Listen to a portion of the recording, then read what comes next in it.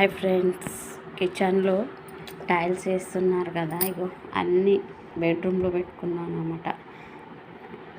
Gas, chair, water items, mineral అన్నీ బెడ్రూమ్లో పెట్టుకున్నాక అన్నీ బెడ్ కింద పెట్టాను అనమాట. ఈరోజు మట్టుకే టైల్స్ వేస్తే అయిపోతుంది కదా. ఇప్పటి వరకు ఇక్కడ పెట్టుకున్నాను అనమాట. అన్నీ టైల్స్ అయిపోతే సాయంత్రం వరకు అయిపోతుండొచ్చు.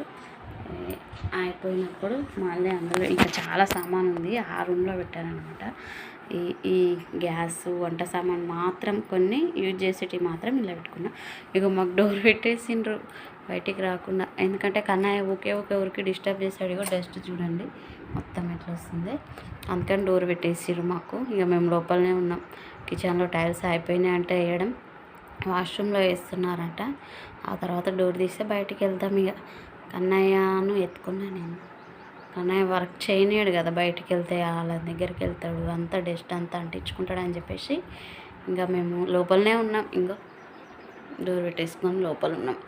Okay friends, bye.